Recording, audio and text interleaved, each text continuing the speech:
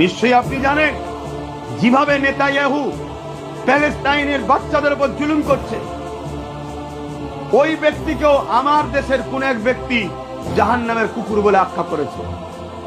আপনি জানেন অনেক উলামারা, তারা হযরতে মুআবিয়া হুজুরের বিরোধী যারা করে, বড় বড় উলামারা, তারা মুআবিয়া হুজুরের বিরোধীকারীকে জাহান্নামের কুকুর বলে আখ্যা দেয়। যারা পড়াশোনা না জানেন পড়ুন, মৌলী সাহেব পড়ুন। কেন ব্যক্তি আক্রোশ মিটাচ্ছেন?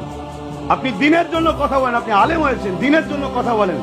আব্বাস সিদ্দিকী যদি শরিয়ত বিরোধী কথা বলে থাকে যে বলা যাবে না, তাহলে আপনি কোরআন হাদিস দ্বারা আমাকে প্রমাণ করে দিন, যা শাস্তি দেবেন মেনে নেব। কিন্তু আপনি ইবনে মাজাহ শরীফের হাদিস পড়েননি, ইবনে মাজাহ শরীফের হাদিস পড়েননি। ইবনে মাজাহ শরীফে আল্লাহর নবী আল খারিজু কিলাবুন নার, খারিজিদের ঘরে জাহান্নামের কুকুর বলেছে। কেন বলেছে? খারিজিদের খসলত কি ছিল?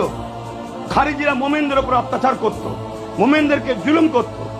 এই যে বেঈমান মোমেনদের ঘরে কেস দেয়, মোমেনদের উপর জুলুম করে, মোমেনরা মসজিদ মাদ্রাসার জন্য আন্দোলন করবে, এরা কেস দেয়, এই তালিম কেস দেয়। এ মুসলিম সূরাতে দাবি করছে হচ্ছে খারিজ ইসলাম থেকে বেরিয়ে গেছে, অত একে মানুষ চিনতে পারছে না।